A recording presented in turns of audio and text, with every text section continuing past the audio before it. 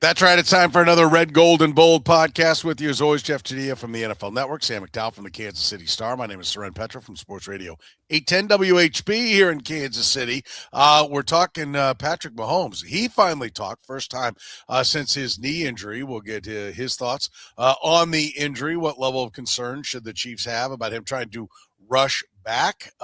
Did Patrick Mahomes say the Chiefs are too damn predictable? What stands out about Mahomes and what he wants to see from the next offensive coordinator? His thoughts on Matt Nagy. Also, can you see a scenario where maybe Patrick Mahomes gets sideways with this team? How much does Mahomes missing the offseason limit what the Chiefs can do as far as upgrading, overhauling this offense? We'll talk about the coaching changes for the Chiefs. We'll talk about the playoff games, give you our predictions on all the playoff games. It's coming up right here, right now on the Red, Gold, and Bold. You are listening to the Red, Gold, and Bold podcast, the most in-depth analysis of the Kansas City Chiefs on planet Earth, breaking down the Chiefs like no one else can.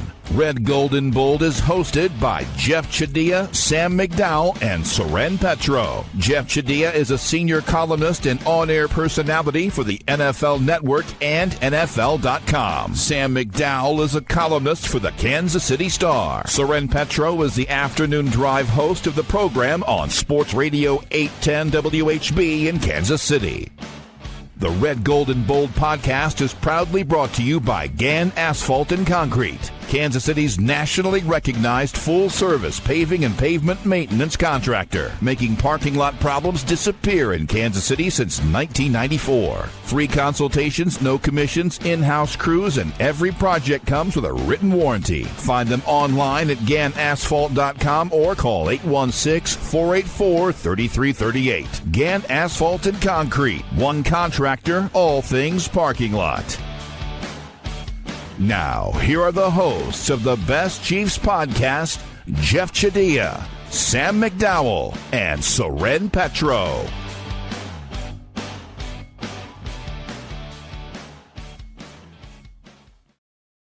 Thank you very much, Curtis. We're off and running. Remember, if you listen to us via the podcast, you can be a part of the conversation. Got a number of people already in the chat room.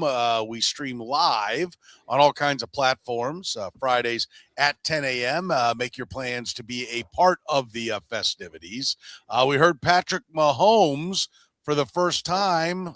Sam, what was your reaction to hearing him?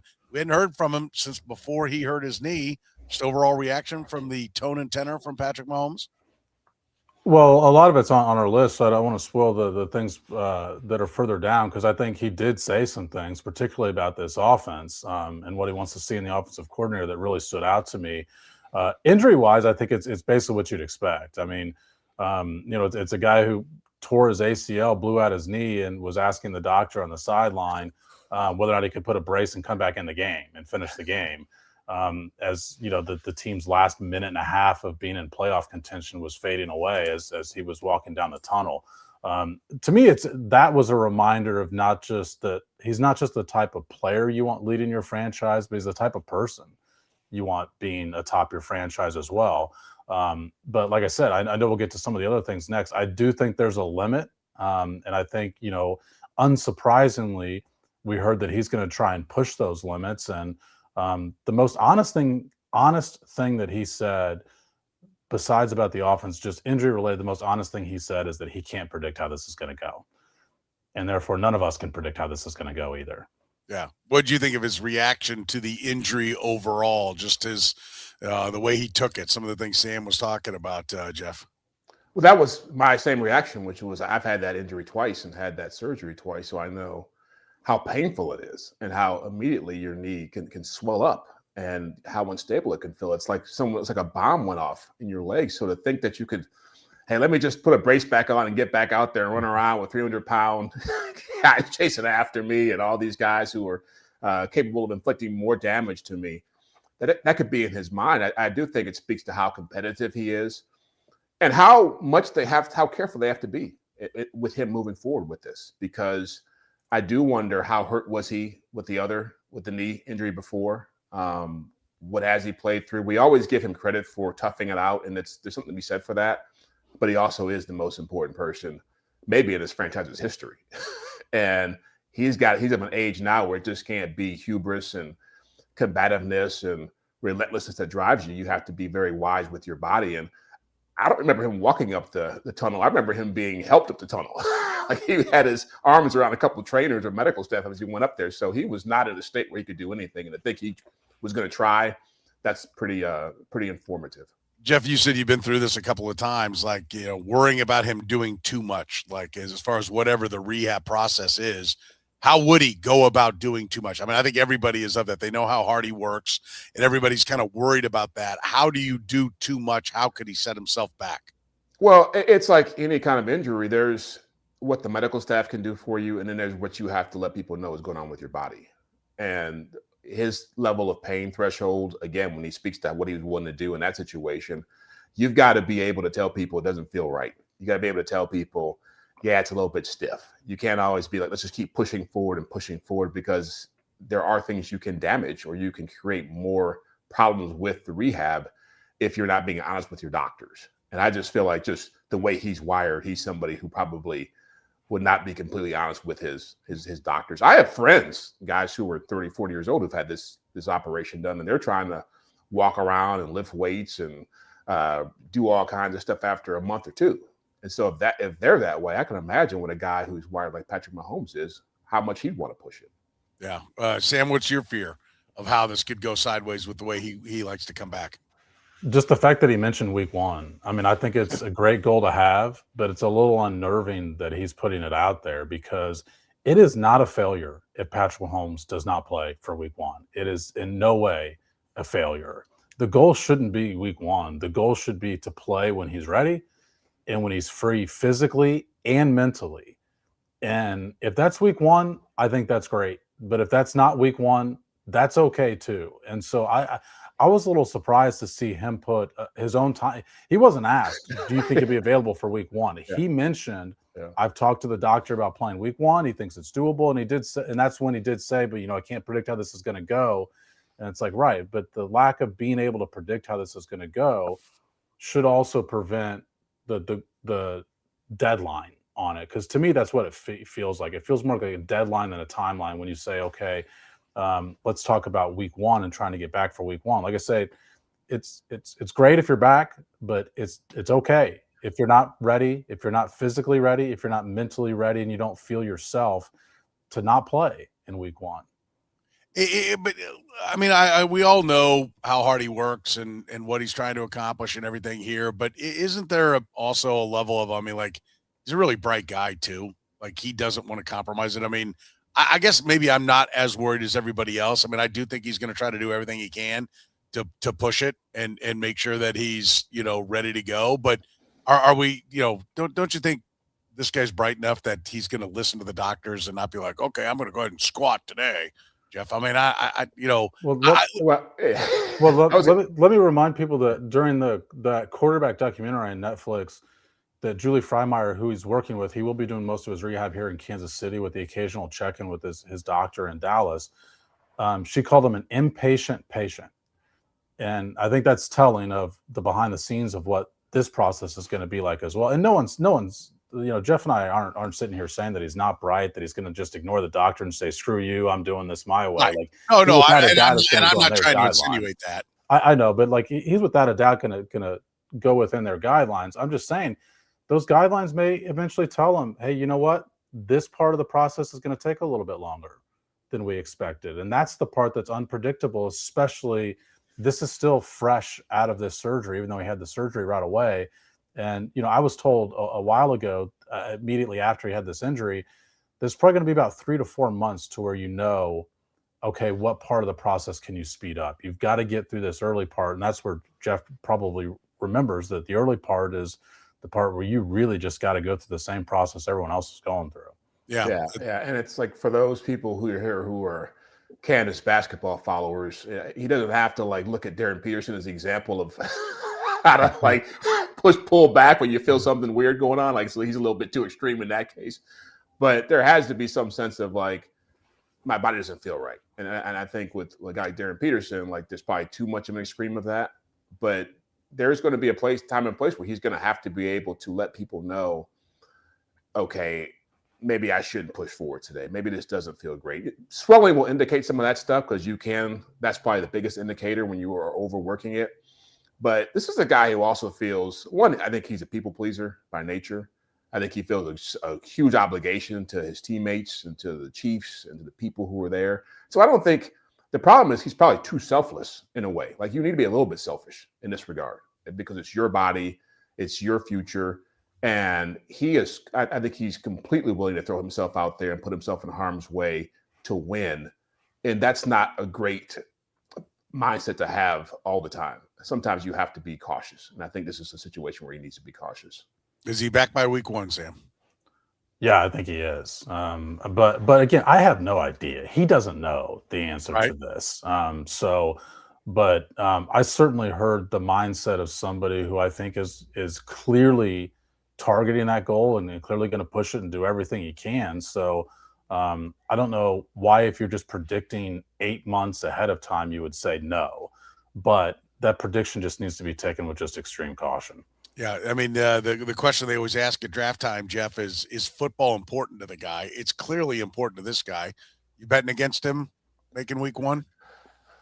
I think he can be out there in week 1. I don't know how much of himself will be out there in week 1 if he does that. Like, I'm not confident he'll be 100% going to week 1. If that's what their goal is, then they probably need to scrap that idea. If that's what his hope is, he probably should scrap that idea.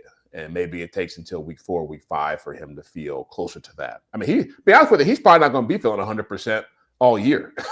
Like, he's not going to be what we remember him being until probably the next season.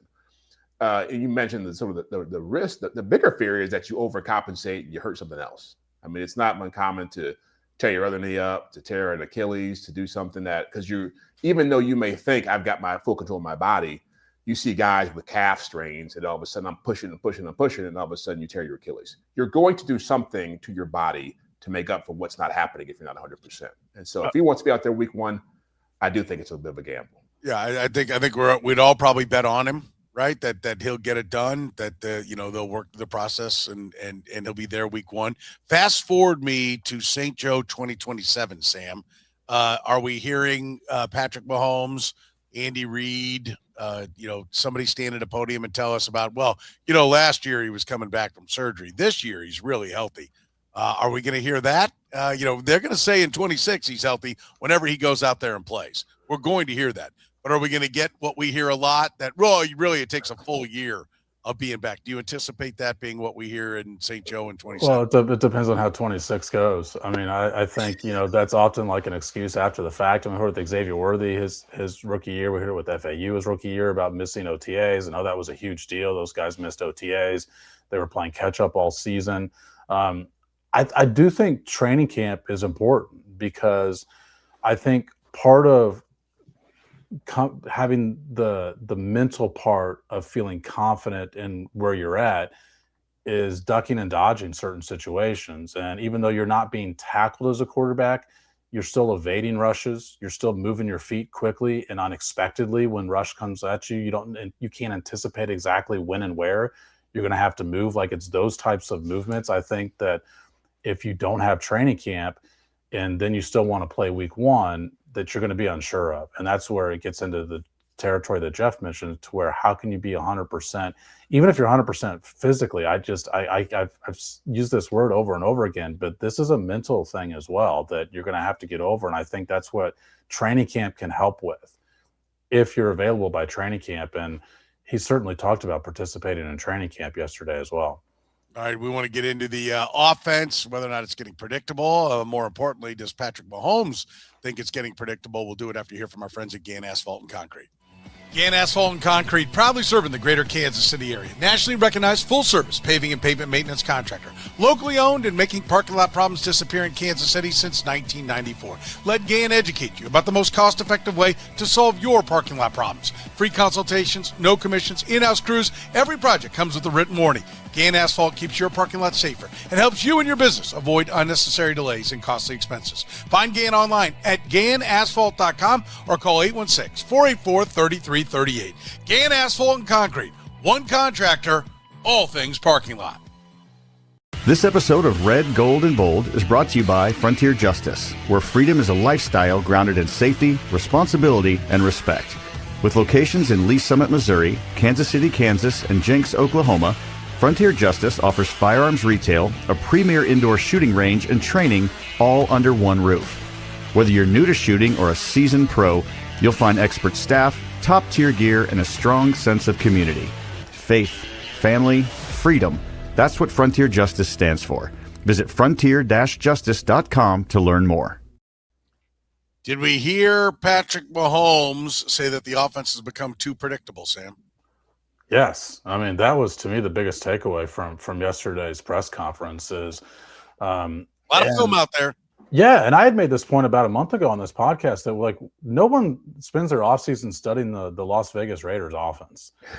And when you have this type of success and you play 22 extra games over the course of the last 5-6 years, then yes, teams are going to look at what you're doing and what's causing your success. Well, part of that study is going to also give them a leg up. And it's why I've continued to say it's not that the offense is like this poorly designed offense, because I just truly don't believe that. It's that it's infinitely hard to execute an offense when your offense is already out there. And it's why your offense has to change every year. I mean, the telling quote that Patrick Mahomes had was, he said, teams were very conscious of the plays that we've hit for a long time. Like, that is telling that he said that at all. It's not telling just that he believes it, but that he said it. I mean, he put it out there. It's why I thought yesterday's press conference was pretty informative and nothing more than what he thought about why their offense struggled. And I think you heard him loud and clear say, they've got to add some fresh ideas to that room. I think this was the biggest part of what he did have to say. I mean, because he is coach speak. He is all about the organization. You know, he never wants to show anything. He pretty much, Jeff, did say, I mean, he said, like, we got, right? Like, I mean, if you want to translate it, like, you know, they figured out what we were doing. I mean, that was pretty significant. I think the question is, do you think this is something he's saying on his own to send a message to the organization? Or do you think this is he's had chats with Andy Reid, they're all on the same page, that this is what happened and they're all about the change? Oh, I would imagine they're all aware of it. I mean, by the time you get to this point in a year, you like, these guys are a lot more honest behind the scenes and a lot more vocal and candid with each other. And they're aware of these things. And I don't think he was his candor wasn't involved in the answer, but I do think he did give answers to those questions about the predictability of it. When you're talking about people watching you over the course of years, seeing tons of film, knowing what's coming, part of that is, yeah, we've done a lot of stuff that we need to change up. But the other part of it too is, like, I think teams were aware of your limitations. And so we've talked about the routes Rashee Rice can run. We've talked about Travis Kelce can't dominate one-on-one in the same way he could 3-4 years ago. We've talked about what the running backs can do. So all those things factor in. That's just play calling. It's just like, people know you can only do so much with this guy. So if Xavier Worthy's out there, I'm not worried about him doing X, Y, and Z. I know he's probably going to step out of bounds if you throw him a 9-yard pass. That's going to happen at some point, right? Let's push him to the sideline. But I do think that he is aware of it. And I do believe, and I said before, that they need to take a look at what Sean McVay has done with the Rams. They're not doing the same stuff they were doing 5-6 years ago. Look at what the Patriots did when Tom Brady was there in his prime. And they were 4 or 5 different offenses they ran with him. You know, they started off being more run-oriented and more conservative. Then they got wide open with Randy Moss, and they were 2 tight ends. And so they do have to do those things to make it better. And I do think that part of that is his airing some of that frustration. Yeah, I mean, I'm with you, Sam. I like this was a big statement. I'm not 100% convinced that everybody's on the same page, though. Like, I think there may have been a little bit more of him, and we'll get into what this could mean on down the road here in a minute. But I mean, I do think this is a little bit more of his own frustration coming out, as opposed to this is our plan. Or you think I'm too far out there? No, I mean, I think that they know. I mean, I think they know that there's got to be some change. I think that in-season change, even though I asked Andy Reid about this and then the final presser of the season and he disagreed with it, I think in-season change is harder than off-season change when you're talking about scheme and things of that sort. But like you said, we'll get into this down the road, but on this podcast, but this is his opportunity to be vocal, because the last 2 seasons, you won a Super Bowl and you made a Super Bowl. You went 15-1 as starters, and then you lost in the Super Bowl. And I think, who wants to complain after the success that they've had over the last 5 years? You went 6-11 this year. You went 6-8 with this guy as your quarterback.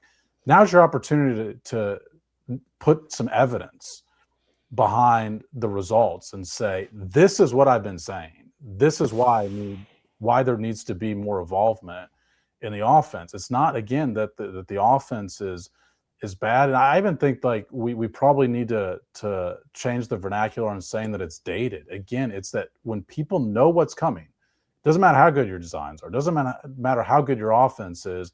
And we've all used the same example. The Chargers knew what was coming against the Chiefs, and you saw the effect of that. I mean, their receivers were getting laid out in that game because they knew what routes to anticipate in that game. And like I said, this is his opportunity to say, guys, I'm on the field. I can see that the defense is calling out our stuff. Yeah. It was, we heard that from Chris Jones in season about the defense. We didn't hear that from,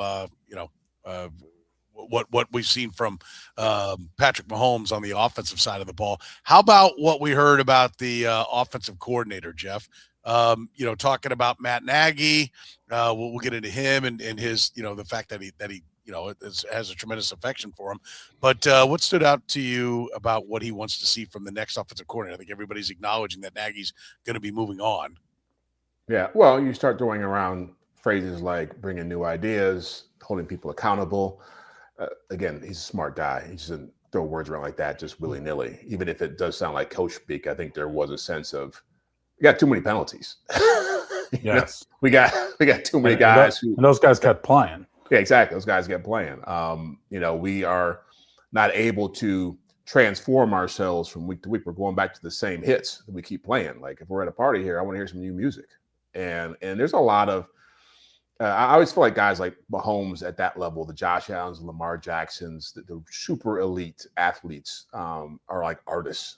And so they can get bored with some things over time. And so I think you always have to be challenging, not just them physically, but their minds, what they can do and what they can become. And again, I don't know if part of this is, like, as Sam said, you've just been winning for so long doing the same stuff that you just feel like it's always going to work. But it did feel as if that was another, very covert way of saying to the coaching staff and management, like, let's make sure we're being creative. And let's make sure we're bringing in guys who want to bring new stuff in here. I know that we're probably going to bring in somebody who's part of the family, but let's bring in somebody who's been someplace else and can bring some new stuff to the table. What'd you hear from Patrick about a new OC, Sam? Yeah, I mean, I think what actually you heard about him was not just talk about the OC, but the offensive coaching staff in general, just because to give people a sense of this, like Andy Reid calls the plays, Andy Reid leads the room, but it really is a collaborative room pregame. And when I say pregame, I mean throughout the week, throughout this offseason, this time of year, like it's guys in a room, and it's not like, okay, what's your title? Okay, you've got precedent here. Your opinion matters more here. And I think you heard him talk about the room in general. When you heard him talk about accountability, I don't think that Eric Bieniemy is the best X's and O's guy, but he's certainly not afraid to be disliked by a player. He's certainly not afraid to get under a player's skin because he sees the long-term benefit in that. There was a clip of Mike Tomlin this week that was circulating on Twitter, and it was him talking to Marquise Pouncey. And it was after Pouncey had clearly gotten some sort of tiff with another player rather than rushing up to the line of scrimmage because they were in a 2-minute drill. And he had a conversation with him where he was in his grill on the sideline. And I thought, when's the last time we saw that? Well, the last time we saw it was when Eric Bieniemy was on the staff. And I heard him talk about that piece of it, the accountability piece of it. And then he said something about new ideas every single day. And again, I've said this before. I don't think that has to come from the OC, but it has to be in the room. And I've suggested this, and I really think it's something they need to implement, is they need a run game coordinator. That shouldn't fall to Andy Heck as the offensive line coach. They need someone who's just focused on the running game, bringing fresh concepts to the running game, And to me, that's a whole new position. Like, bring a run game coordinator into the room, and that can be one of your ways of getting fresh ideas and your way of evolving. And to me, that also helps the passing game as well. I mean, I think there's enough smart minds in there that they can evolve offensively in the passing game. Are they willing to? And to me, when you go 6-11, that tells you need to. So you need to be willing to. Come in with new ideas every day, hold people accountable. Those are the two things that jumped at me off what Patrick Mahomes said about the offensive coordinator. To Sam's point, Jeff, about everybody having ideas. Are they accepted? Are they acknowledged? Are they put into play? I mean, it still comes down to you got to convince Andy Reid that this is where you want to go. And look, I'm there are several coaches that have won playoff games at the age he will be and older, but just several. And I mean, I think it's it sounds to me like Patrick Mahomes thinks there wasn't any new ideas in the room. But if they are in the room, are they being embraced? Like, it is a big picture effort, to Sam's point about a collaborative effort. Like, if the ideas are there, someone's got to be willing to put them into the game plan, put them on the play sheet. Yeah, and that's a fair point, and it's a gray area that we'll never know. What I would argue is you don't know the people trying to bring those new ideas to the table are assertive enough to make those ideas heard, because everybody on that staff owes something to Andy Reid. It's like you're not walking into Marlon Brando's office when he's the Godfather and talking about, I want to do X, Y, and Z, right? you might get shot. You might be sleeping with the fishes. And so you have to be aware of that.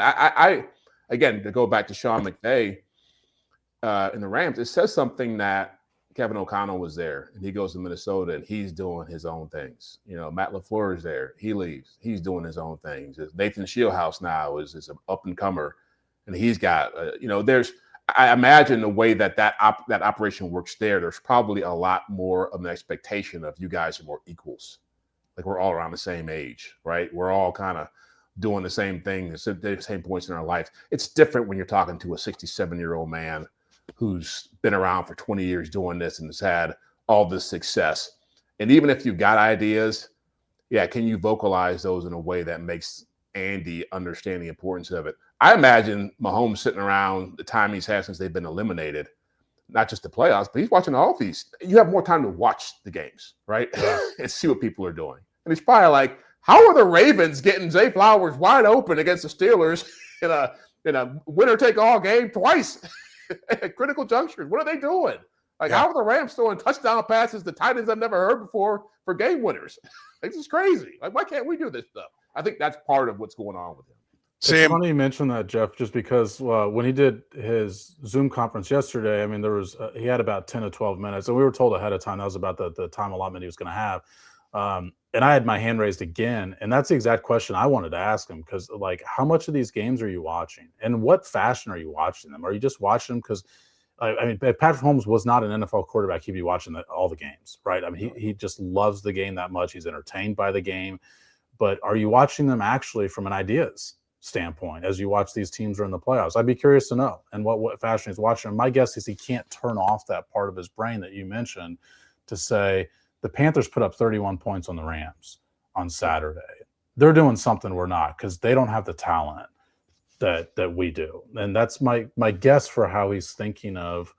Now they've got a receiver, the Chiefs don't. That helps, but they're still I think they're at a point when you go 6-11, this reminds you of the need to do this. That my guess is he's at a point where he's watching every team thinking, what about this from this team? What about this from this team? What about this from this team?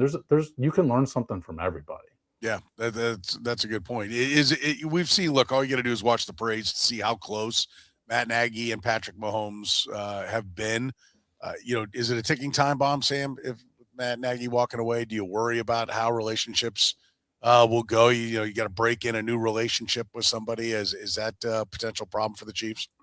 I don't think that aspect of it is. I mean, I know that I guess I've been against the grain on Matt Nagy. I think it would be a loss. I think, you could look at it in a couple years and say it was best for both sides. And I don't think that's because it's any sort of addition by subtraction. I think because when you subtract something, you have to add something. And in this case, it's an opportunity to have a new voice, whether it's at the running backs coach, receivers coach, OC, wherever it might be.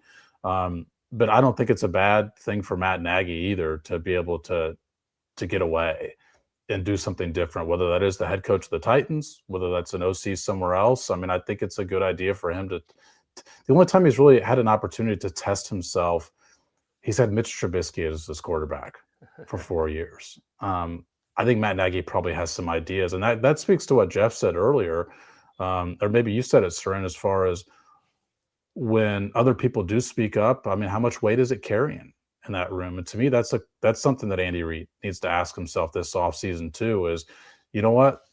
We had some good ideas from our pass game coordinator.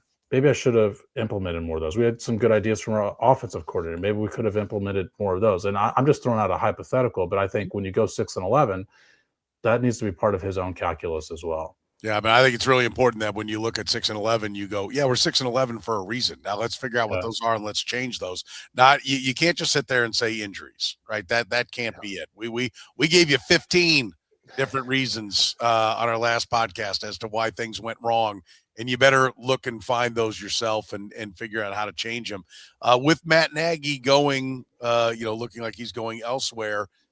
Jeff, do you worry? I mean, we've seen great quarterbacks and very good or great coaches get sideways with each other. Do you worry that this could be a John Elway, Dan Reeves? I mean, Lamar Jackson walking away from John Harbaugh. Russell Wilson wanted out eventually in Seattle. Aaron Rodgers got sideways with the Packers. Tom Brady eventually left the Patriots. Do you worry that scenario could pop its head up here with Patrick Mahomes and the Chiefs?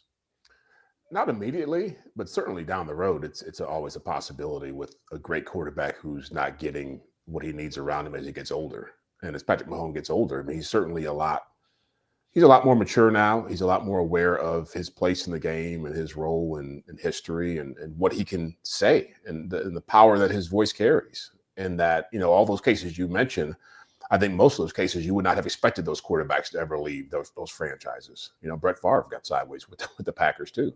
But there comes a point when if you go through too many seasons like this, not a 6-11, I think this is an extreme season for them. But if you're sitting there at 9-8 or 10-7, kind of where the Steelers have been the last few years, there's no guarantee.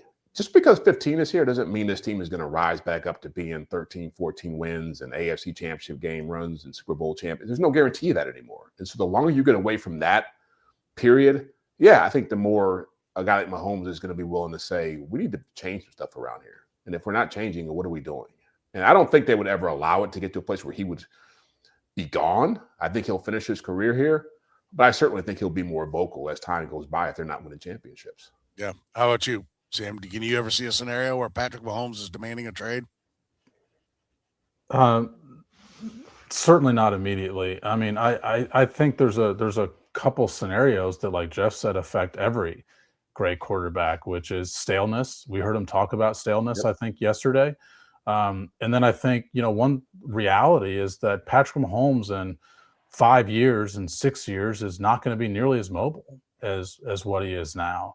And a major part of the Chiefs' offense for his career here has been his ability to scramble and make plays down the field. When he does scramble, that will slowly, like I said, whether it's 5, 6, 7 years down the line, will become less available to you, in which case your patience with living with that needing to be part of your offense will wear thin as well. It's like, man, my body can't scramble as much, and why can't we just block it well? Why can't we just have guys open quickly more easily? I think, I think with every great quarterback, and that's probably why that became an issue with Favre, like Jeff mentioned with his example. I think, that's always a possibility, and I think I would just say something would have to change for that to become part of the equation here.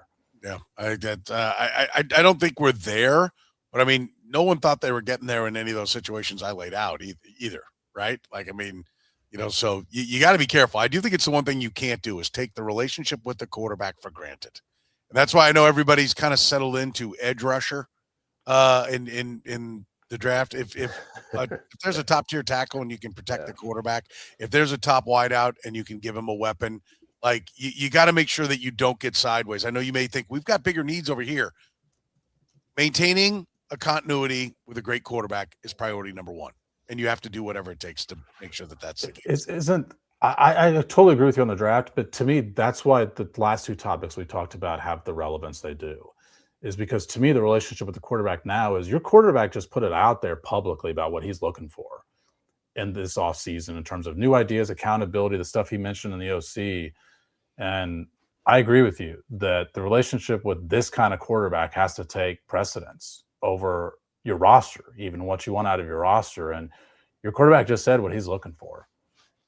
Yeah, no, I think it's pretty clear what he wants, and you better be listening when he says it. We'll take a break. When we come back, we'll talk about how much this offense can actually change if Patrick Mahomes isn't practicing with the rest of the team. We'll do it after you hear from our friends at Frontier Justice. This episode of Red, Gold, and Bold is brought to you by Frontier Justice, where freedom is a lifestyle grounded in safety, responsibility, and respect.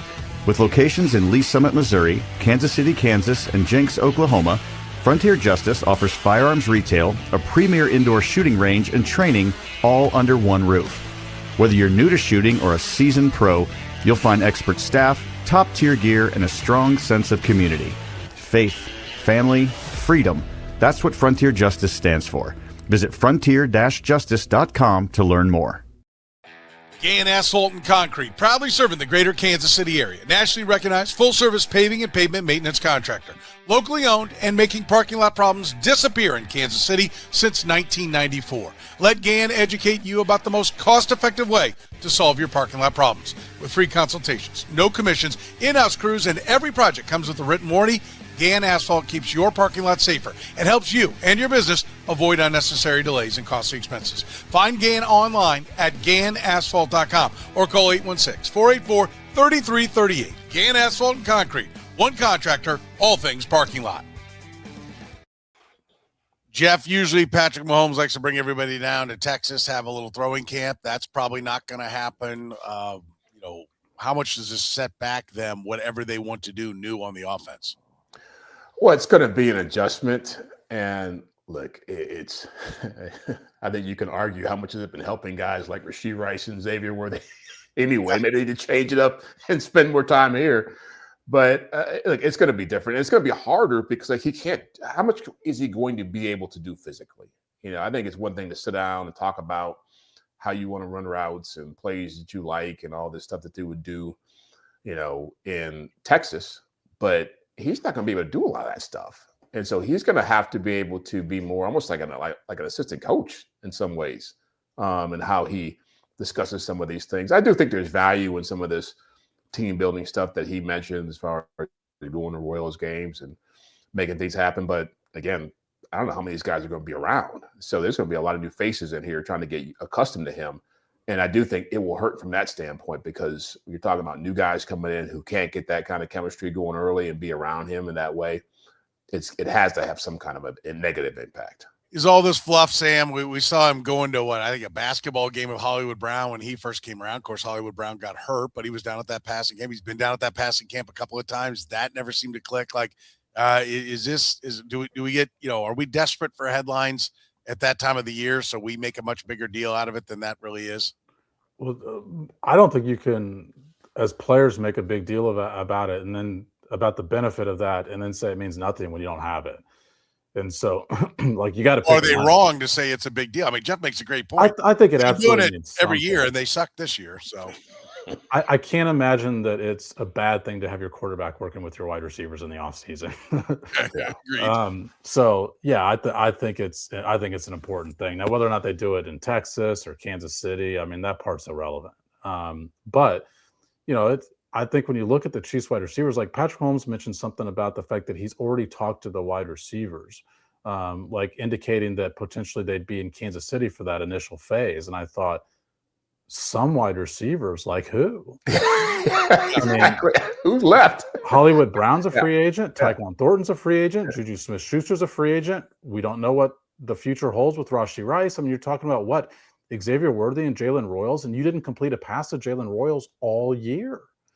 And so this team, again, is probably going to be in a situation where we're talking about the weapons being different. And by the way, that may be tight end this year too. So I think it's a big deal that he's not going to be involved in the offseason stuff as fact of actually throwing the ball to these wide receivers. You also, we've seen them try to add wide receivers midstream, and the excuse is always, get on the same page with the quarterback and these option routes and that sort of thing. you're not going to have that time during the summer to quote unquote get on the same page and how the quarterback likes to read. I think it's a big deal, even if he plays in week 1, that he misses OTAs and that sort of thing where they can get up to speed on this stuff. Yeah. It definitely doesn't hurt getting together with the guys, but we know it didn't overcome whatever their problems were this year. Well, hey, he's got to check in with Rasheed Rice's probation officer too now, right? He's got one more phone call to make. Yeah. I mean, it really is. I mean, Rice is under contract, Worthy's under contract, and Royals. And is that it? I think that is it for the wideouts. Hermesio, is he free? Yeah, I mean, you've got some of the lower guys that you've already signed to reserve future contracts. But yeah, I mean, as far as the guys that you would want to be on your initial 53, that's it. Yeah. How about the other changes to the coaching staff? Jeff, Connor Embry out, Todd Pinkston out. Sam, by the way, reporting this yesterday. He was the one that had this. Lou Adazio, quality control. Alex Whittingham, assistant D-line coach. We think Matt Nagy's going to be gone. Is this enough to spruce things up? Did they address everything, or should there be more change still coming? I don't know. A couple of those guys left for other opportunities. I know Whittingham was going to be with his dad at Michigan, right? Yeah. For sure. Yeah, and Lou went to UNLV as a choice. He's going to be the O-line coach there. But the other two, the running backs and wide receivers coach, were fired. Yeah. So, and look, whenever you have a season like this, there's going to be, I'm sure Clark Hunt's probably looking at Andy like, what are we doing here? So you got to offer up somebody. But I don't know if there's anybody left at this stage. I mean, we're kind of deep into their off season that you would thought that if anybody else of prominence was going to go, they would be gone by now. Because you're talking about having opportunities to get on other staffs. The ones that they got rid of, you can argue about Andy Heck, you can argue about Dave Tope, but those guys have been with him for a long time. And Andy is tremendously loyal to the people who've come up with him. So I'm not expecting anybody else to leave who's got some stature, some clout in the building. But I do think that they better come with somebody who's a legit wide receiver coach. They better come with somebody who's either played running back or coached running back somewhere else and not moving guys into those spots. This is the kind of stuff that got Bill Belichick into trouble in New England. And Tom Brady, it wasn't just about the playmakers. It's just like we got, defensive guys coaching offense now. He did this in Philadelphia. We got, offensive line coaches, D coordinator. So I'm joking about some of this stuff, but you can't. Oh, you're not. No, I think that's entirely accurate. You're 100% accurate. You're 100% accurate. If you're joking about it, Sherman and I are serious about it. I don't even know that you got to go to New England. You can just look at Andy Reid in Philadelphia, where he made his offensive line coach the defensive coordinator. Yeah. I mean, like he's done it. He's been a part of that. That was part of the downfall in Philadelphia. Was what he was doing with his coaching staff. I think this is incredibly important. And I think whatever he does, he's made these moves to this point. If that's it, we're going to move on and we're going to go into training camp. But, you go 6-11 after all the success he's had, it's like, hey, things happen. And we make a list of all the things that went wrong. But you're supposed to fix it next year, right? Especially if the quarterback is ready to go in training camp, if he is ready to go week 1. Like the grace period is over. You burnt the grace period while you were losing this year. There is going to be like, why hasn't this gotten better next year? And if you're staying with Andy Heck, listen, let's be clear. If you want to look at other people who could be fired, Andy Heck is next in line, right? And if you want to argue, I'm not going to spend a lot of time arguing over Dave Tobe. If you want to put Dave Tobe in there with all the penalties they had, fine. I'm not going to argue that point. To me, that seems a little bit more correctable. And it is a position where everybody is always changing underneath you every year in season. I get it having a bad year as the special teams coach. I can buy that. I cannot buy having the second most expensive offensive line in football and looking the way they did at times. I know they had injuries, but Andy Heck is the one that if that offensive line sucks at the cost it is going to be Andy Reid who is going to be peppered with the questions like, why did you not make a change here? That's the one glaring spot to me, the two glaring spots. But I think first in line for me is Andy Heck, Sam. How about this before Sam goes? Yeah. Jim Harbaugh made the playoffs. He fired Greg Roman and his offensive line coach who lost his two best offensive linemen. Yes. Sorry, Sam.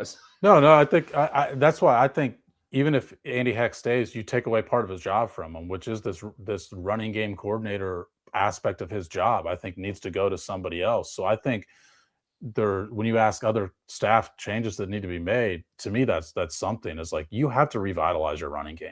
It's not good enough. And it's the players and it's the design is not good enough. It's not diverse enough. And you need new ideas in that room. And so whether that means you keep Andy Heck as an offensive line coach, but you take that responsibility from him, fine. But like, there has to be more change there. And Jeff's right. I mean, the two changes they made needed to be made, but they also need to ask themselves why they made those hires. Like, why is Todd Pinkston coaching your running backs? I mean, why is a career wide receiver coaching running backs? Connor Embry never played wide receiver either. Like, why is that your choice? Is it that you like these guys and you want to keep them on staff and just find a home for them? Because that should not be the process of how these positions are filled initially. And again, we've said it multiple times on this podcast. When you go 6-11, these are the types of things you need to reevaluate for how some of this stuff took place in the first place. I think there was an element of like, hey, we're winning, we can kind of do whatever. And then I think they got to where they kept winning. I mentioned this a couple of podcasts ago. Like, when you go all the way to the Super Bowl, all the good guys to hire are gone, right? The other staffs are filled. So if you had a wide receiver coach like, oh, that guy's available, let's go get him. He's already hired. He took a job. He's not waiting around on a maybe to get hired by the Kansas City Chiefs. So, I think it's why you shouldn't do it in the first place.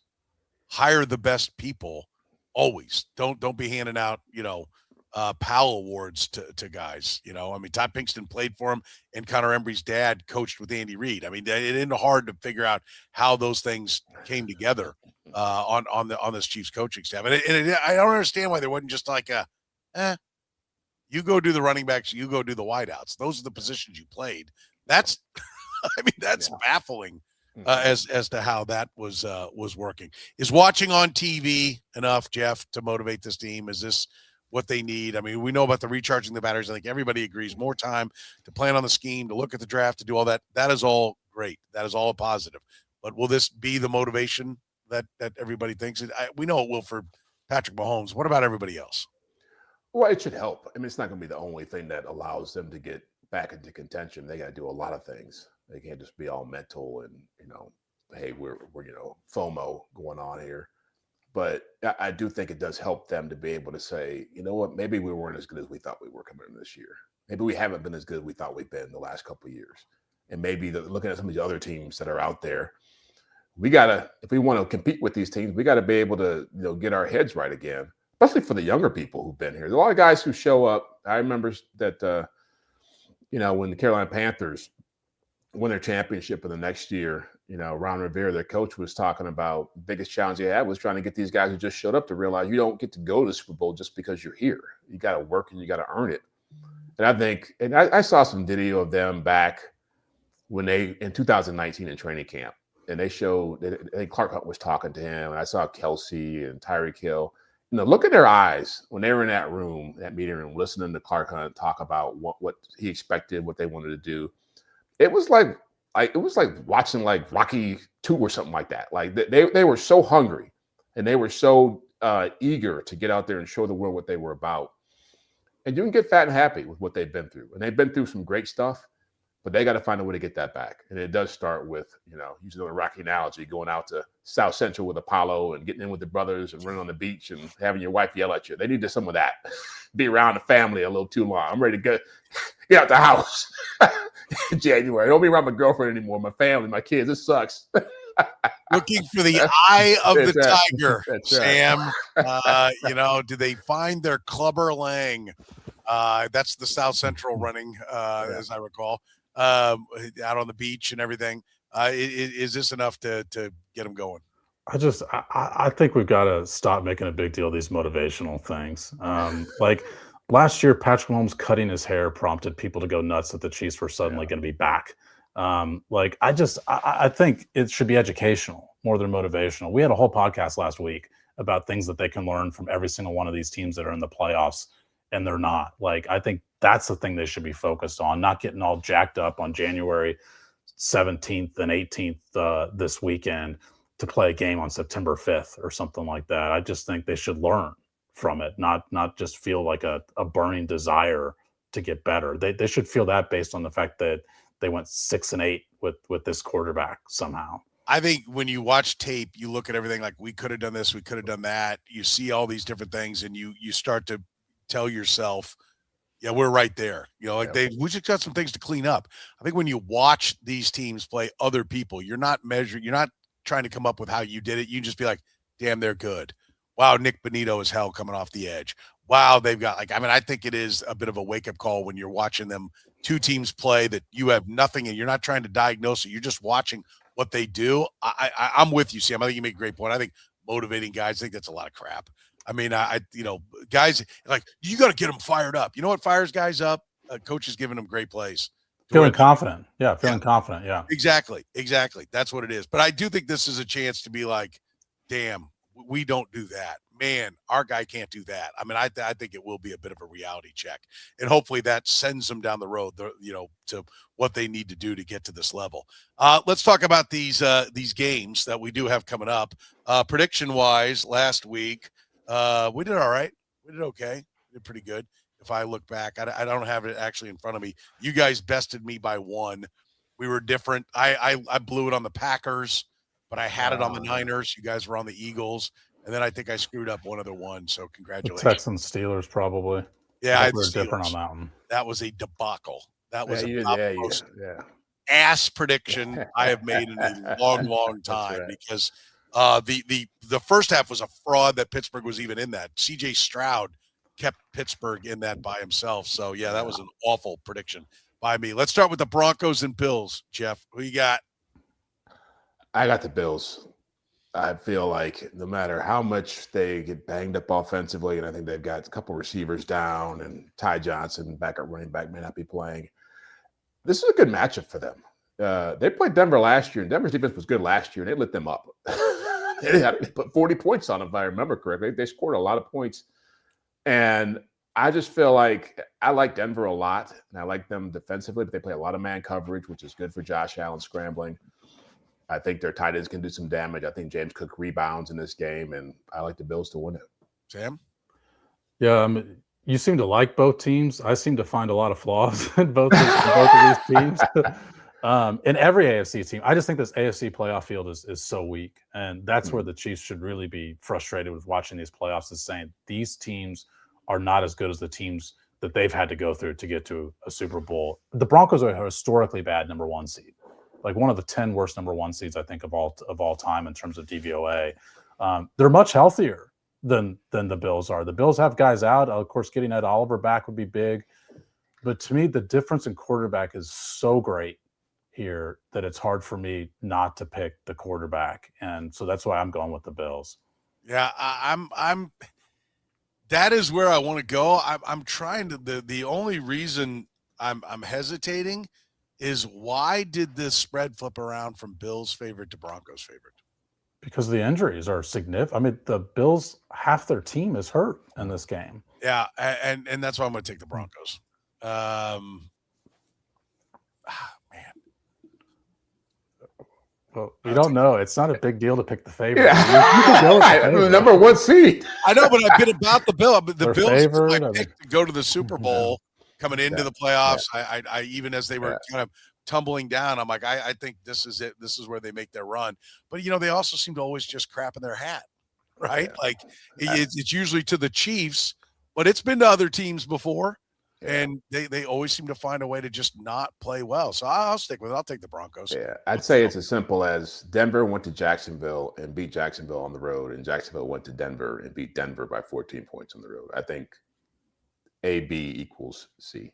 Wait, you said Denver twice. The Bills. Buffalo beat Buffalo beat Jacksonville last week. I think Jacksonville would have been a harder matchup for Denver. And that's not the matchup that would have happened, because the 4-5 seed would have snuck in there and gone to Denver instead. But I think Jacksonville is a harder matchup for the Broncos than the Bills are. But, we'll see. Yeah. Okay. Let's go to the Seahawks and Niners. Jeff, what do you got there? Oh, I picked against the Niners so often with all their struggles and injuries. It wouldn't surprise me if they won the game, but I just think Seattle's a better team and certainly the healthier team. And you lose George Kittle, that's one more weapon you don't have going against a defense that's really loaded, seen you a bunch of times. I don't know how they're going to defend the run or pressure Sam Darnold. So I'm going with Seattle here. I think Seattle wins easily. Yeah, I think this comes down to Sam Darnold. If he doesn't screw it up, Seattle should win this game because how banged up they are. I'll take the Seahawks. Sam, who you got? Yeah, well, we're sure Donald's going to play. I mean, suddenly he pops up as questionable in the injury report with an oblique. I'm picking the Seahawks. I will say the one thing that makes me nervous is Sam Darnold has seemed nervous at times in big games. He was awful for the Vikings. Nervous. Well, I think it's because of nerves. I think the pressure. Pants shat. I think last time out. I think the pressure gets to him. But this should be a great matchup for the Seahawks. The 49ers defense stinks, and their offense got worse without Kittle, and the Seahawks get pressure with Ford better than any team in the league. So on paper, this is a great matchup for the Seahawks. Yep. Okay. Pats, Texans, Jeff. Where you go here? I'm going Texans. I feel like I'm a little worried about what I saw from Drake May in the first half of that game. I don't remember where the Pats were cornerback-wise with Gonzalez and Carlton Davis both got banged up in that game. But I looked at the way the Texans played against the Steelers. And I know the Steelers aren't great offensively, but they can just dominate you when they're on. And I just think a quarterback making a second postseason start, that's fresh meat for a team like that. So I'll go with Houston. Sam? I'm going with the Patriots. I mean, I agree with everything Jeff said, and I actually thought going into the playoffs that the Texans were the best AFC team. I think Nico Collins being out is massive for that offense that already struggles to move the ball. And I also think this is the worst matchup the Texans could have in the AFC in these playoffs, because I was looking this up 10 minutes before the podcast. Drake May has the highest rating in the NFL under pressure, 103.1 quarterback rating under pressure this year. His completion percentage over expectation is like plus 10%. No one else is above 5. Like, he's been great dealing with pressure this year. And obviously that's why the Texans defense is elite. I mean, they've got good corners, but they can pressure you. And if you've got a quarterback that can handle that pressure better than any others, I don't know if this is the matchup the Texans should be. I'm glad you brought that up, because you crapped on me when I talked about one of my reasons, one of my lessons to learn was that the Pats and building a defense through free agency, and you said it sucked. And I was like, damn, I guess I didn't look at the numbers. They must have fallen apart at the end. They're number 4 in points allowed. They had the easiest schedule in NFL history. They were still number 4 in points allowed. They did. Okay, You're absolutely right. Some of us look beyond that. They were 25th in DVOA defense this year. Yeah, DVOA can bite my ass. The Ravens would have 5 trophies right now if DVOA was the end-all, be-all. So it could take a flying bite of my right hand. Okay, so anecdotally, DVOA sucks, but like it does a lot. There's a reason it exists. There's a lot that goes into it. There is. I am a fan of the number. I do agree, but I do think the Patriots defense is better than in. They'll look good this weekend facing the Texans offense without Nico Collins. Well, and I think C.J. Stroud is overrated. The better quarterback is playing at home. This is an easy one. I'm on the Pats, and I don't think it's close. I think they kick the crap out of the Texans. I think the Patriots did play a very easy schedule, and I think they're really good. And I think the 1999 Rams played a pushover schedule. They won a championship. I'm not saying the Patriots are definitely going to do it, but I won't say that they're not. Like, I think they're good. I love the Pats. That to me is the easiest game to pick here this weekend. Bears, Rams, Jeff. Rams. I just don't believe you can keep winning games the way the Bears have been winning them. And if they spot the Rams 18 points, they ain't coming back from that. It's just it's a great story, and Ben Johnson loves taking his shirt off and all that stuff. And it's cute, and it's just end of the day, it's like this team defensively, it's bad defensively. I don't know what the DVOA is on that one, but I know it's bad for the Chicago Bears. Well, I know the old man county category says it sucks. Yeah. So Matt Stafford has a big day against them. Yeah. I love I was already on the Rams, but when I heard Sean McVay, I didn't realize. I knew they coached together, but he and LaFleur are like best buddies. And Ben Johnson's little stunt, like, did you hear McVay's comments where he's like, they're like, hey, what'd you think? He's like, hey, Sean's a close friend. Yeah. That's it. They just left it that. Like, I mean, not that you get to the playoffs and you need motivation like that. Like, you're trying to win a Super Bowl. You don't need any more motivation, but I don't know. That made me feel even better about the Rams. Sam, you've got ties to Chicago. I dare you. Take the Bears. So last week I said I wanted to fade the Bears and the Packers both, but couldn't. I feel like I was proven right. more right on that for these two teams' flaws. So, this is just a total. Stafford's not been good in cold weather, but I can't pick the Bears. I just don't think they're a great team. So I'm going with the Rams. Yeah, I'm with you. And the weather is, I think, 10 degrees they're talking about. So weather could be a factor. If we're wrong, I think that'll be it. California boys coming to play in the cold could be a problem. But I think Matt Stafford gets it done. I'm with you. Remember, you can always support the Red, Gold, and Bold podcast by supporting our great sponsors like Gann Asphalt and Concrete. They're Kansas City's best.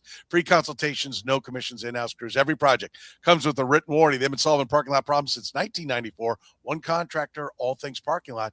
Pretty good ratio, all things for just one company. Gann Asphalt and Concrete.